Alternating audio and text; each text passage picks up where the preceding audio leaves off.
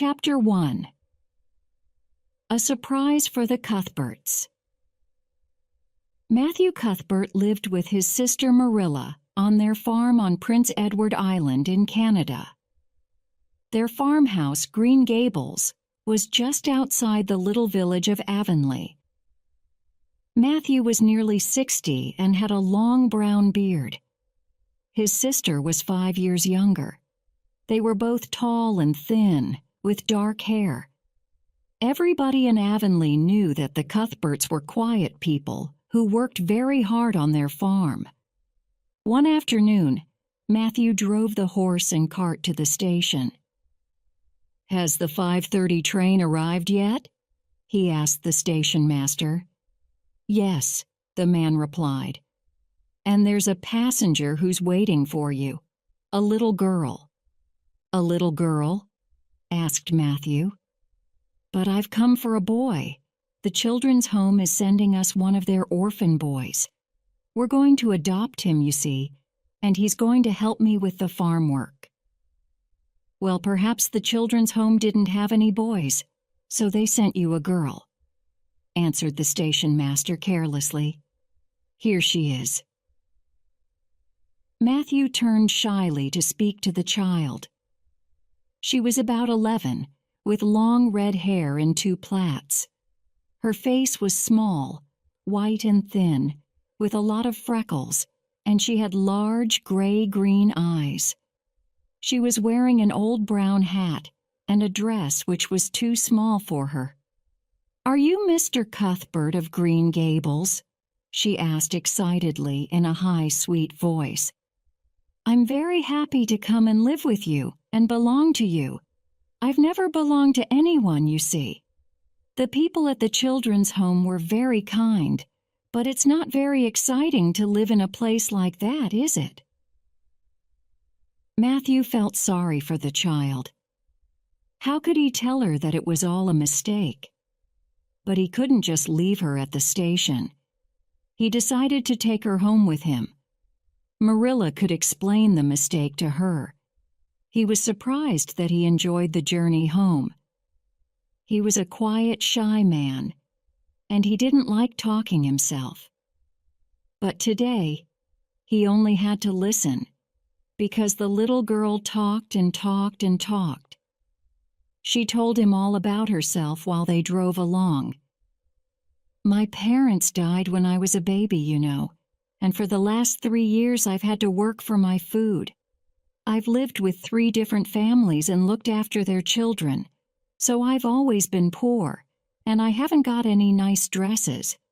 But I just imagine that I'm wearing the most beautiful blue dress and a big hat with flowers on, and blue shoes, and then I'm happy.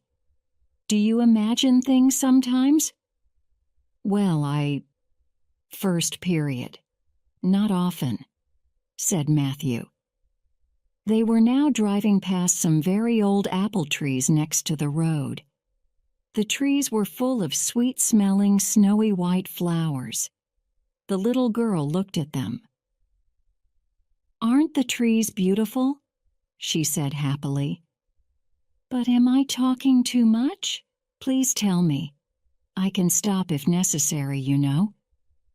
Matthew smiled at her. "You go on talking," he answered. "I like listening to you." When they arrived at Green Gables, Marilla came to the door to meet them. But when she saw the little girl, she cried in surprise, "Matthew, who's that? Where's the boy?" "The children's home has made a mistake," he said unhappily, "and sent a girl, not a boy." The child was listening carefully. Suddenly, she put her head in her hands and began to cry. You don't want me," she sobbed. Oh, you don't want me because I'm not a boy." Now, don't cry," said Marilla kindly. "Don't you understand? Oh, this is the worst thing that's happened to me in all my life." "Well, you can stay here, just for tonight," said Marilla. "Now, what's your name?" The child stopped crying. "Will you please call me Cordelia?" she asked. "Call you Cordelia? Is that your name?" "Well, no, it isn't. But it's a very beautiful name, isn't it? I like to imagine my name is Cordelia, because my real name is Anne Shirley, and that's not a very interesting name, is it?" Marilla shook her head. "The child has too much imagination," she thought. Later, when Anne was in bed, Marilla said to her brother, "She must go back to the children's home tomorrow." "Marilla, don't you think?" began Matthew. "She's a nice little thing, you know." "Matthew Cuthbert, are you telling me that you want to keep her?" asked Marilla crossly. Matthew looked uncomfortable. "Well, she's clever and interesting but we don't need a girl." "But perhaps she needs us," Matthew replied, surprisingly quickly for him. "She's had a very unhappy life up to now, Marilla. She can help you in the house. I can get a boy from the village to help me on the farm. What do you think?" Marilla thought for a long time. "All right," she said in the end. "I agree. The poor child can stay. I'll look after her." Matthew smiled happily. "Be as good and kind to her as you can, Marilla. I think she needs a lot of love." Chapter 2. At Green Gables.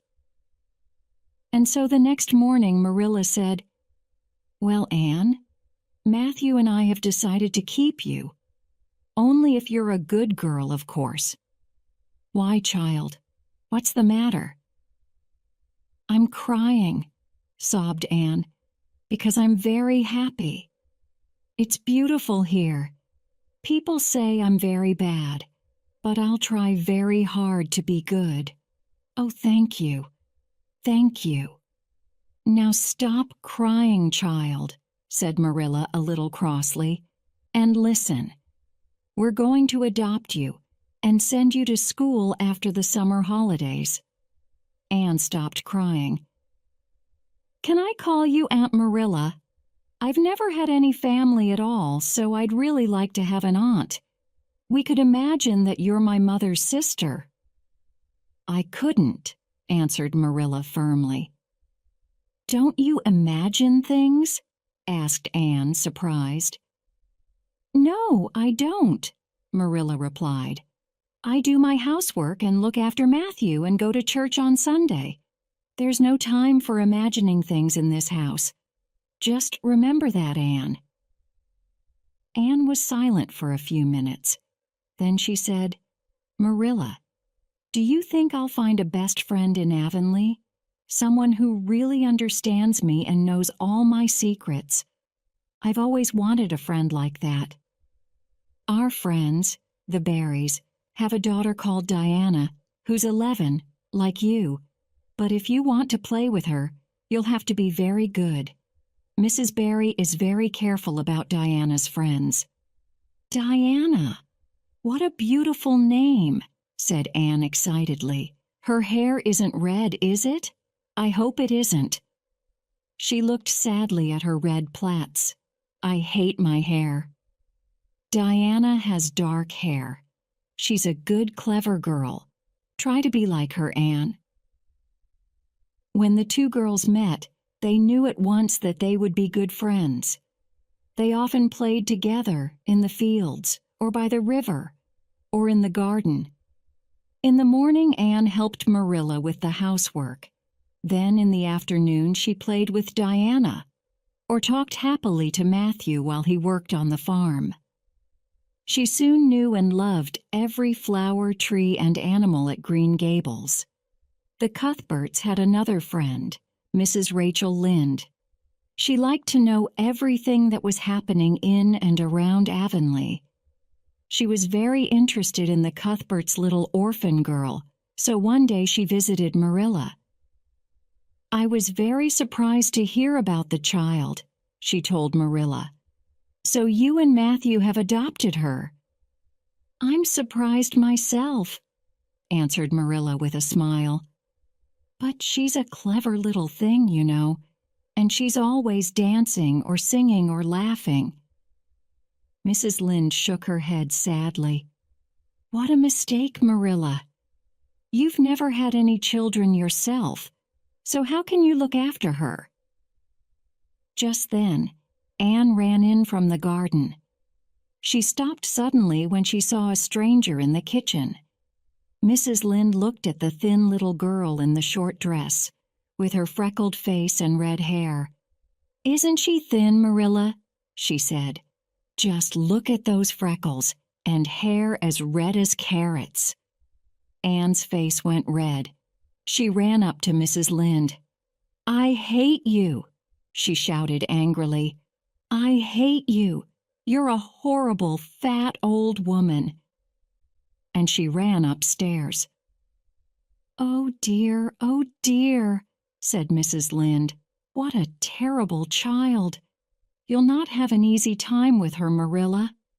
You were rude to her, Rachel, Marilla replied, before she could stop herself. Well, said Mrs. Lynde. She got up and walked to the door. I think this orphan is more important to you, Tyam. When I think how long we've been friends, well, I'm sorry for you, that's all. Goodbye. Marilla went upstairs to Anne's room. The child was lying on her narrow bed, sobbing loudly. You mustn't get angry like that, Anne. Mrs. Lynde is my friend, and you were very rude to her. She was rude to me, said Anne. She said I was thin and freckled and red-haired. It was very unkind.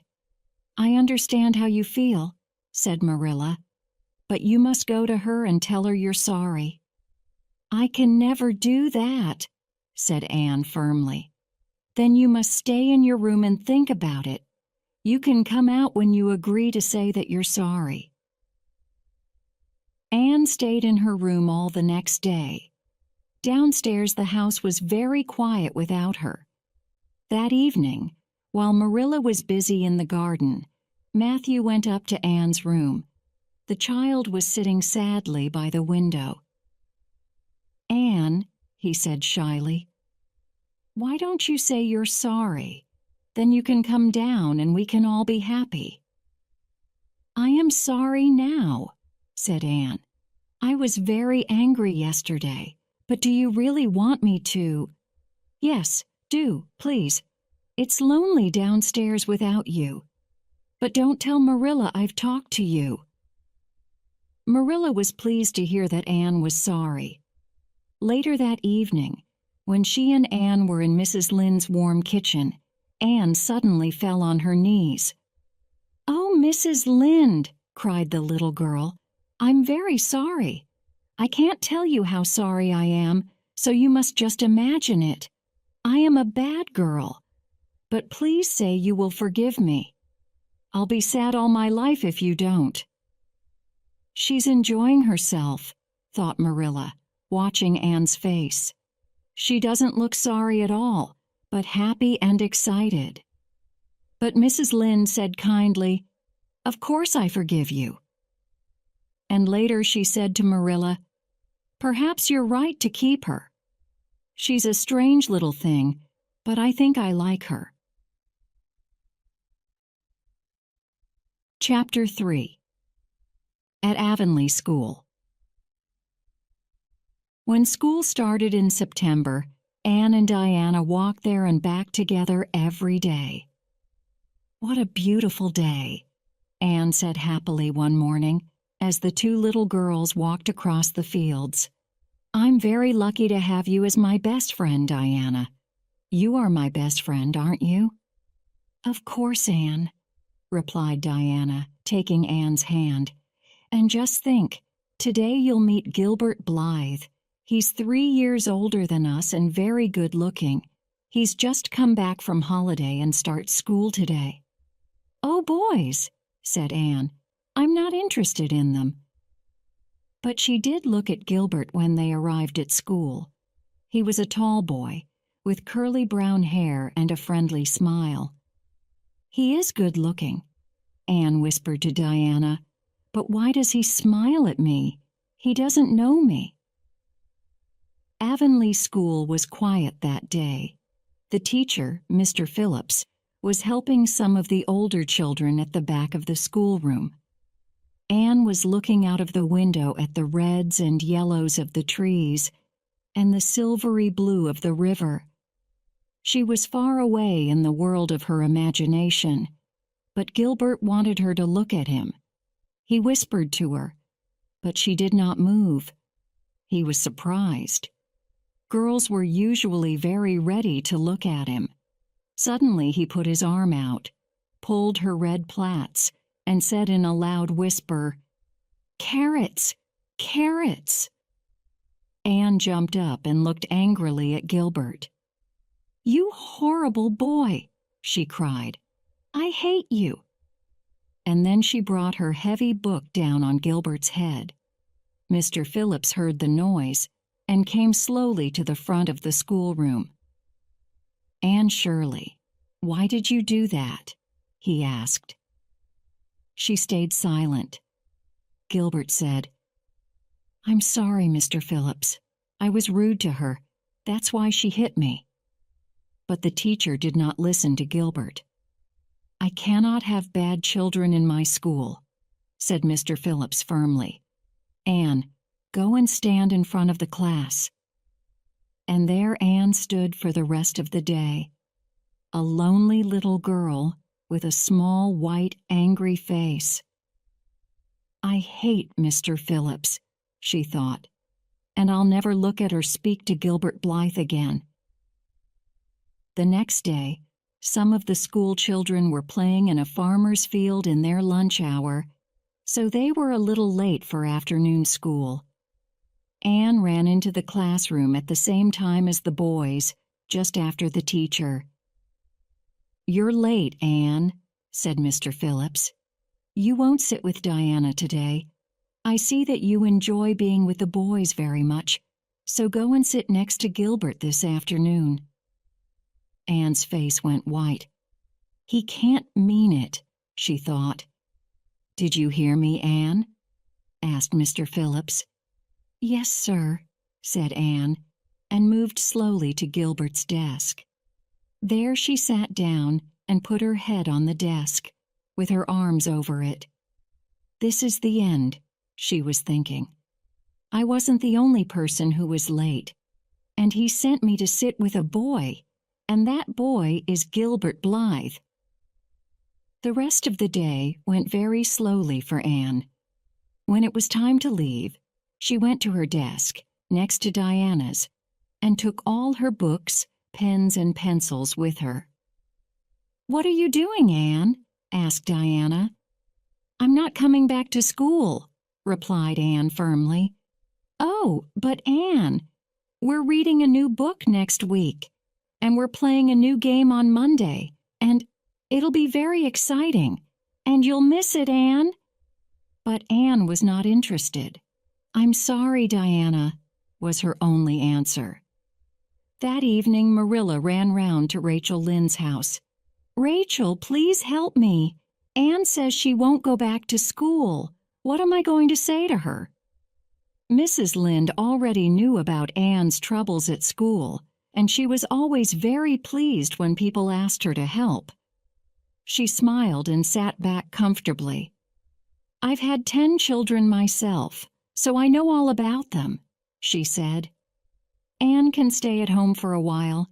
She'll want to go back to school again soon, I'm sure." So Anne stayed at home and only saw Diana in the evenings.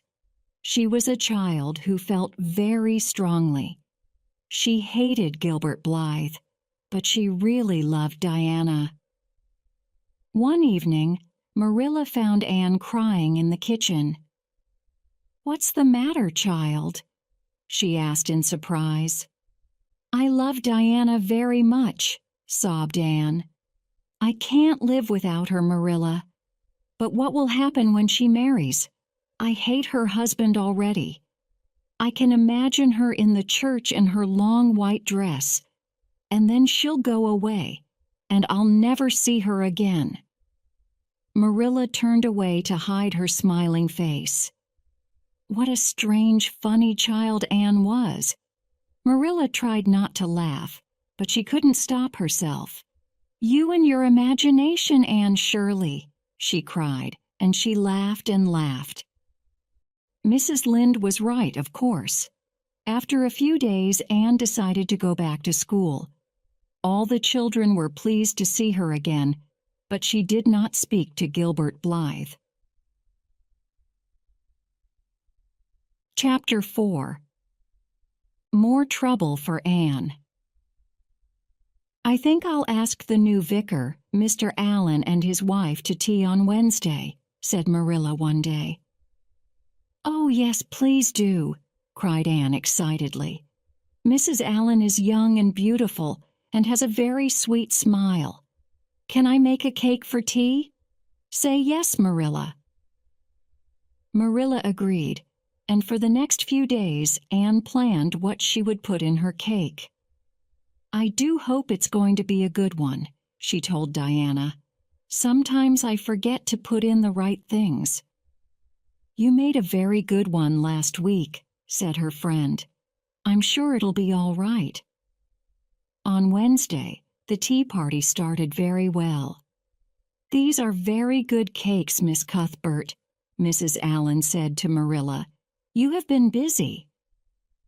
"Anne made this one, specially for you, Mrs. Allen," replied Marilla. "Oh, well, I must try some," laughed the vicar's wife.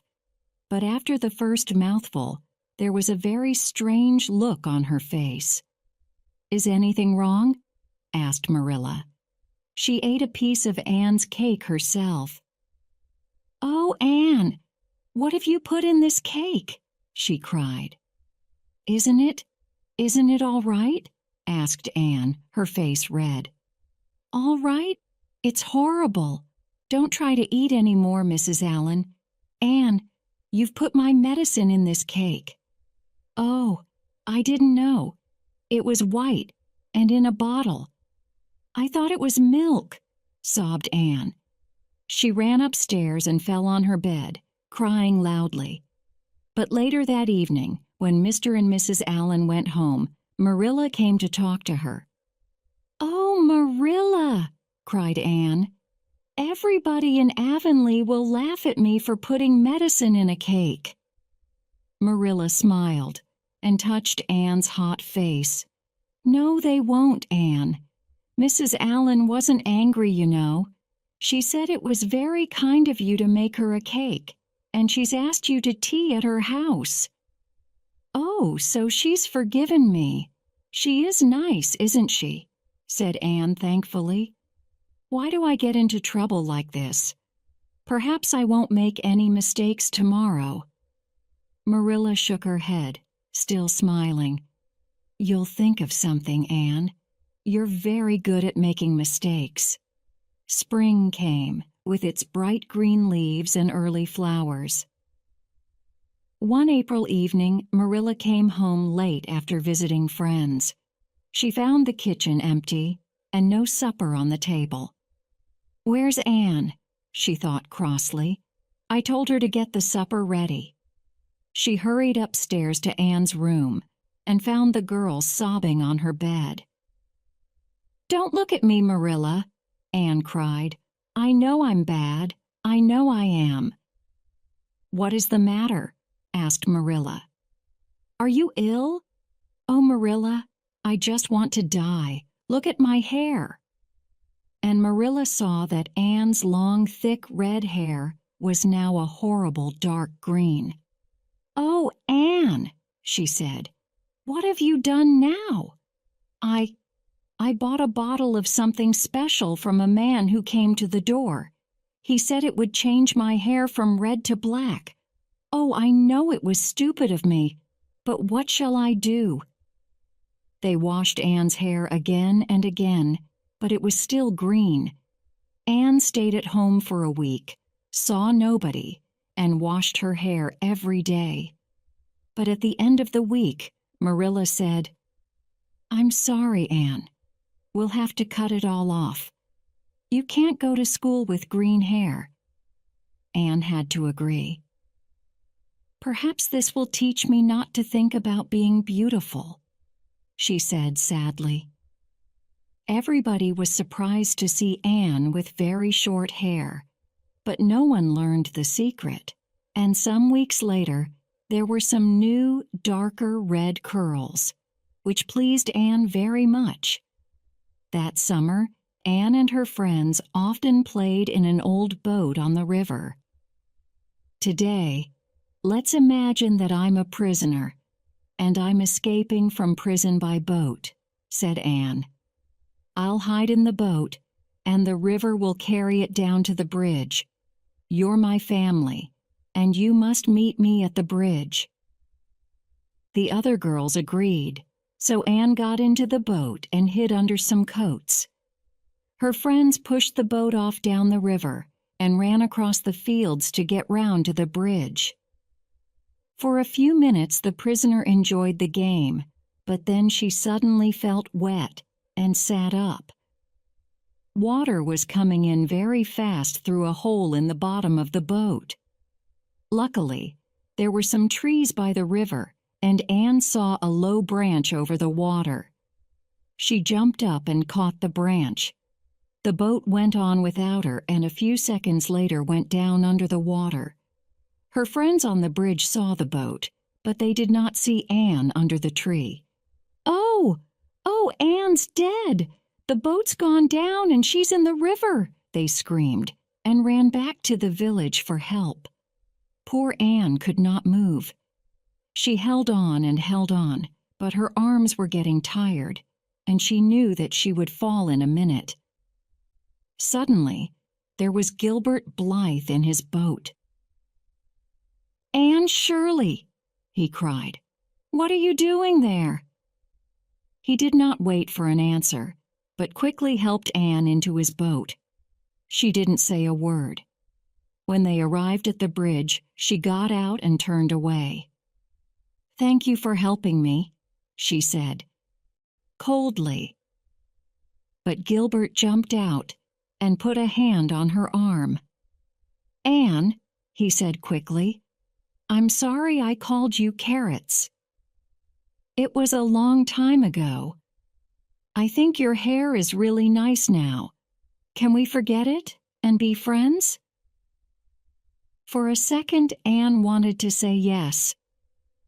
But then she remembered standing alone in front of the school children all afternoon because of Gilbert. She would never forgive him for that. "No," she replied coldly, "I shall never be your friend, Gilbert Blythe." "All right." Gilbert jumped angrily back into his boat. "I'll never ask you again, Anne Shirley." Anne walked home with her head held high, but she felt strangely sad and wanted to cry. "Why are you always in trouble, Anne?" asked Marilla when she heard about Anne's adventure. "Well, I think I'm learning, Marilla," answered Anne. "I learn from my mistakes, and after today, I won't use my imagination so much. I don't think Avonlea is the right place for imagination." "No, it isn't," agreed Marilla a little crossly. When she went out, Matthew, who was sitting quietly in his corner, whispered to Anne, "Keep a little imagination, Anne. Not too much, of course, just a little." Chapter 5. Queen's College. One day Marilla said, "Anne, your new teacher, Miss Stacy, spoke to me yesterday. She says you must study for the examinations for Queen's College in 2 years' time. Then if you do well, you can study at Queen's in Charlottetown for a year, and after that, you'll be a teacher." "Oh, Marilla, I'd love to be a teacher, but won't it be very expensive?" "That doesn't matter, Anne. When Matthew and I adopted you 3 years ago, we decided to look after you as well as we could. Of course we'll pay for you to study."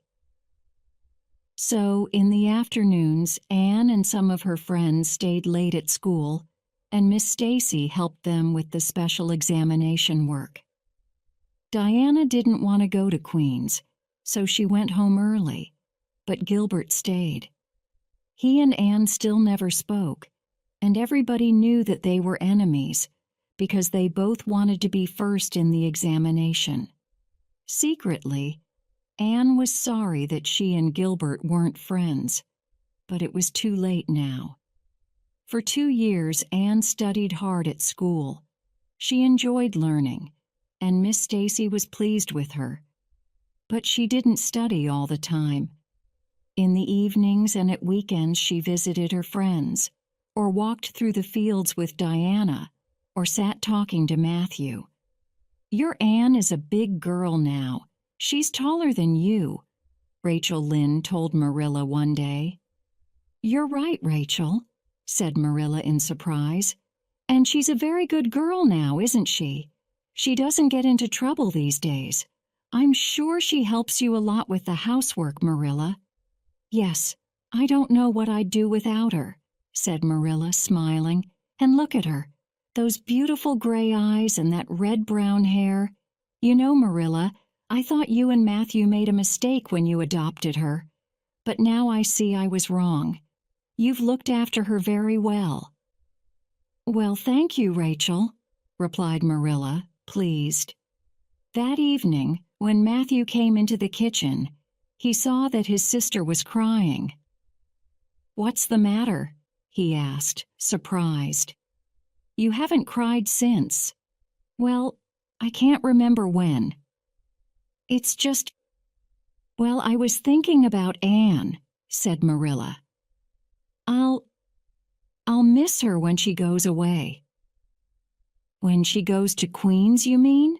"Yes, but she can come home at weekends on the train." "I'll still miss her," said Marilla sadly. In June, the Avonlea boys and girls had to go to Charlottetown to take their examinations. "Oh, I do hope that I've done well," Anne told Diana when she arrived back at Green Gables. "The examinations were very difficult, and I've got to wait for 3 weeks before I know. 3 weeks! I'll die." Anne wanted to do better than Gilbert, but she also wanted to do well for Matthew and Marilla. That was very important to her. Diana was the first to hear the news. She ran into the kitchen at Green Gables and shouted, "Look, Anne, it's in Father's newspaper. You're first, with Gilbert, out of all the students on the island. Oh, how wonderful!" Anne took the paper with shaking hands and saw her name at the top of the list of 200. She could not speak. "Well, now, I knew it," said Matthew with a warm smile. "You've done well, I must say, Anne," said Marilla, who was secretly very pleased. "Look, Anne, it's in Father's newspaper," shouted Diana. For the next 3 weeks, Anne and Marilla were very busy. Anne needed new dresses to take to Charlottetown.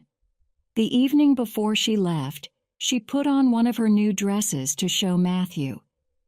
Marilla watched the happy young face. She remembered the strange, thin little child with her sad eyes who arrived at Green Gables 5 years ago, and she started crying quietly. "Marilla, why are you crying?" asked Anne. "I was just thinking of you when you were a little girl," said Marilla. "And you're going away now, and I'll be lonely without you." Anne took Marilla's face in her hands. "Marilla, nothing will change. Perhaps I'm bigger and older now, but I'll always be your little Anne, and I'll love you and Matthew and Green Gables more every day of my life."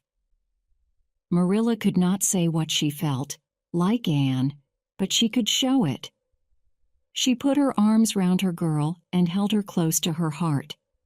And so for the next year, Anne lived in Charlottetown and went to college every day. She sometimes came home at weekends, but she had to study hard. Some of her Avonlea friends were at Queens too, and also her enemy, Gilbert Blythe. Anne saw that he often walked and talked with other girls. She felt sure that she and Gilbert could have some interesting conversations. But she didn't want to be the first to speak to him, and he never looked at her. There were examinations at the end of the college year in May. Anne studied very hard for them. I'd love to get the first place, she thought. Or perhaps I could get the Avery Prize. This was a prize for the student who was best at English writing, and Anne knew she was good at that. The Avery Prize paid for a free place for 4 years at Redmond College, one of the best colleges in Canada. When news of the examinations came, Anne waited for her friends to tell her. She heard shouting, "It's Gilbert! He's the first!" She felt ill. But just then she heard another shout, "Anne Shirley's got the Avery!" And then all the girls were round her, laughing and shouting. "Matthew and Marilla will be pleased," thought Anne. "Now I can go on studying, and they won't have to pay." Chapter 6. Matthew and Marilla. But when she arrived back at Green Gables, Anne knew at once that something was wrong. Matthew looked much older than before. "What's the matter with him?" Anne asked Marilla. "He's had some heart trouble this year," replied Marilla. "He really isn't well. I'm worried about him." "And you're not looking well, Marilla," said Anne. "Now you must rest while I do the housework." Marilla smiled tiredly at Anne. "It's not the work. It's my head. It often hurts behind my eyes. I must see the doctor about it soon. But another thing, Anne, have you heard anything about the church bank? I heard it was having a difficult time." "All our money is in that bank. I know Matthew's worried about it." The next morning, a letter came for Matthew. Marilla saw his gray face and cried, "What's the matter, Matthew?" Anne, who was bringing an armful of flowers into the kitchen, saw his face too. Suddenly, Matthew fell to the ground. Anne dropped her flowers and ran to help Marilla. Together they tried everything, but it was too late. Matthew was dead. "It was his heart," said the doctor, who arrived a little later. "Did he have any bad news suddenly?" "The letter!" cried Anne. "Shall I see what's in it?" "Oh, Marilla, look. The church bank has had to close down. Your money and Matthew's has all gone." Everybody in Avonlea was sorry to hear that Matthew was dead. For the first time in his life, Matthew Cuthbert was an important person. At first, Anne couldn't cry. But then she remembered Matthew's smiling face when she told him about the Avery Prize. Suddenly she started crying and couldn't stop. Marilla held her in her arms and they sobbed together. "Crying can't bring him back," whispered Marilla. "We'll have to learn to live without him, Anne." In the next few weeks, Anne and Marilla worked hard together on the farm and in the house. Everybody in Avonlea was very kind to them, but it was a sad time. One day Marilla said, "I'll miss you when you go to Redmond College, Anne. What are the other Avonlea students going to do?" "Some of them are going to teach, and some are going to stay at Queen's." "Gilbert's going to teach at Avonlea School, isn't he?" Anne didn't reply, so Marilla went on. "He's very tall and good-looking now, don't you think? Like his father John when he was younger? You know, John and I were very good friends years ago." Anne looked up, interested. "What happened? Why didn't you—" "Well, we had a fight about something. He asked me to be friends again, but I couldn't forgive him. Later I was sorry, but he didn't speak to me again. Perhaps we— Oh, well, it was a long time ago." The next day, Marilla went to see the doctor. When she came back, she looked very tired and ill. "What did the doctor say?" asked Anne worriedly. "He says I mustn't read or write, and I must wear glasses. Then my head won't hurt. But if I'm not very careful, I'll be blind in 6 months." For a minute, Anne was silent. Then she said firmly, "Then you must be careful, Marilla. Think how terrible it is to be blind, but how lucky you've got a free place at Redmond College. I can't give you any money, you see. All our money's gone, and I can't work now. I think I'll have to sell the farm and go and live with Rachel Lynde." And poor Marilla sobbed wildly. That night, Anne sat alone in her bedroom. She thought and thought for some time, and then she smiled. When she went to bed, she knew what she was going to do. The next day, she explained it all to Marilla. "You can't sell Green Gables, it's our home. Just listen, I've planned everything. I'm not going to Redmond College, it's too far away. I'm going to teach in one of the village schools near here. Then I can live there during the week and come home at weekends to look after you. Diana's father will use our fields and pay us for them, and so we'll have some money, you see? Oh, Anne, I'll be all right if you're here, but you must go to Redmond if you want to study." "Redmond College doesn't matter," laughed Anne. "I'm going to study at home in the evenings, and I'm going to be a really good teacher. That's better than anything." Marilla shook her head and tried not to cry. "You're a good girl, Anne. Now we can keep Green Gables." A few days later, Rachel Lynde came to the farm. "Do you know," she said, "that Gilbert isn't going to be the Avonlea teacher now?" "Isn't he?" cried Anne. "Why not?" "When he heard that you wanted to be near Marilla, he decided to teach at a school in another village, so you can be the Avonlea teacher now." "Oh," said Anne, surprised. That's very kind of him." And that day, when she saw Gilbert by the river, she stopped him and held out her hand. "Gilbert," she said shyly, I want to thank you. It's very good of you. If I'm the Avonlea teacher, I can help Marilla much more at home." "I'm happy to help you, Anne," said Gilbert. He smiled and held her hand firmly. "Are we going to be friends now? Have you forgiven me for calling you carrots?" Anne laughed. "I forgave you a long time ago." "I'm sure we're going to be very good friends, Anne. Can I walk home with you?" And when Anne came into the Green Gables kitchen, Marilla said, "You look very happy, Anne. Was that Gilbert who was with you just now?" "Yes," replied Anne, her face red. "Gilbert and I've decided to be friends. Oh, Marilla, I think life is going to be good for all of us. We'll have to work hard, but we'll be happy, and we'll keep our dear old Green Gables. What could be better than that?"